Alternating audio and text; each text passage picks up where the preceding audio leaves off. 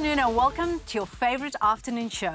Our current Miss South Africa, Mia Roux, is a courageous young woman and she's in the loft with us today. We're going to talk to her about her life prior to Miss South Africa and her future dreams. We also chat to a sign language interpreter and speak to a young man who hears music again after years of silence. On social media, we would like to know from you, Miss South Africa represents beauty and diversity of our nation. What message would you like to send to her?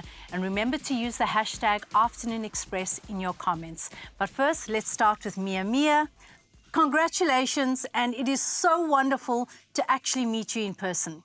Thank you so much, and it's also so lovely to be able to meet you in person. And thank you so much for having me. It's an absolute pleasure.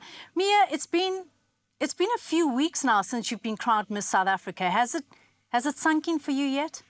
I think with each and every day that I wake up, I feel so grateful, and it does sink in a little bit more. But every single day I get to do something new and exciting. It's always a surprise. Yeah. And I only think it will fully sink in only after my reign. So now I'm just trying to absorb. Yes, I can just only imagine. Please take us through what has life been like for you up until this moment. Like, take us through the journey of your life. The exciting part is we've got you here for a while and we want to know everything about you. So what was life like for little Mia? For little Mia, when I was very little and I was born, I think I did not fully understand, or I fully knew what I was, or that I was deaf, that I was differently abled. Like, I was just happy. I was just happy to be here. I was happy to get attention. I was happy to receive speech therapy. It was absolutely normal for me. And when I was about 6 months old, I was diagnosed with profound hearing loss. Was I 6 months old? Maybe a bit older. Okay. But my parents actually took me for like standard tests at a hospital where the nurse had to shake some rattles behind my ears. Sometimes I would turn around, sometimes I won't. And the nurse tells my mom, "I am sorry, but I think your daughter might have hearing loss or some sort of hearing impairment. But I cannot confirm, you need to get her tested." So my mom goes and get me tested, where they tested my hearing in response, or my brain waves in response to sound. Yeah. And that is when the doctor told my parents, "I am sorry, but your daughter, she has profound hearing loss." And they were told that I am a good candidate for a cochlear implant. And upon doing their research, they realized they do not have the means to afford it. But that was a beautiful moment as well, because we really got to witness the beauty of our community. Oh.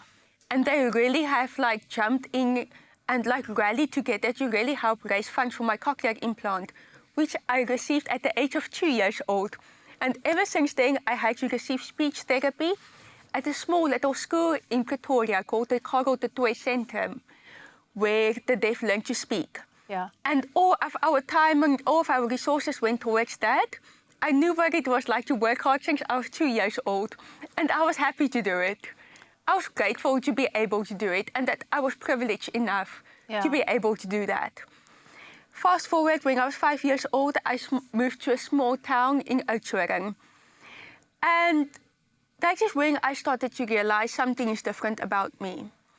Because suddenly I'm in a mainstream school, everyone around me is hearing, everyone around me is hearing a little bit better, is speaking a little bit better, but still too young to understand, but starting to realize something is not completely right.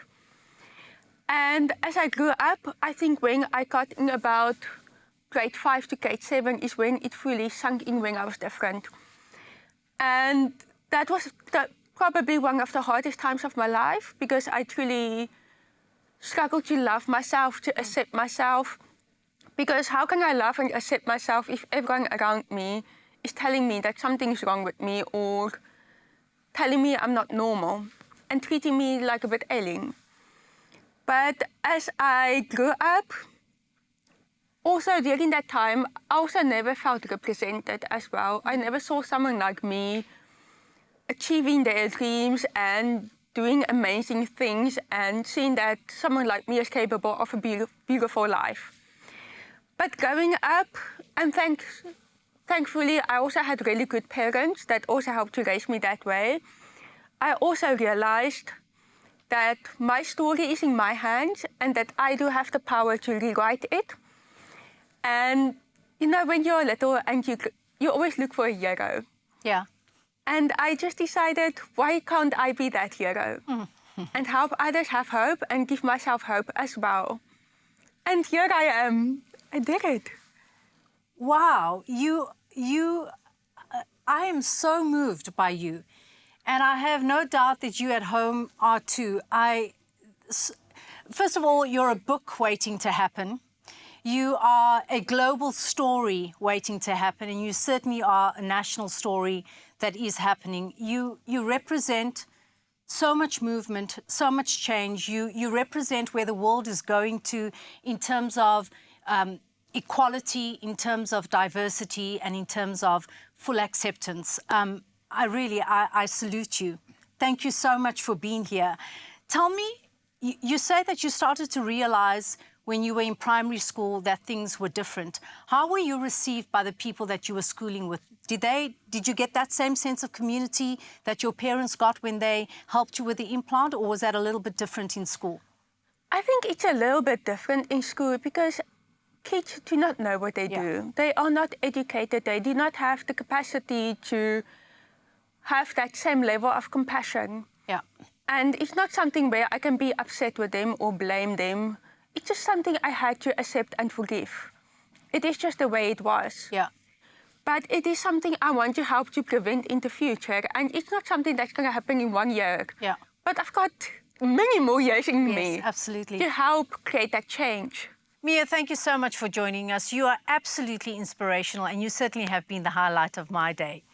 That was just a taste of everything that we have in store for you with Mia today, as she'll be spending the full hour with us.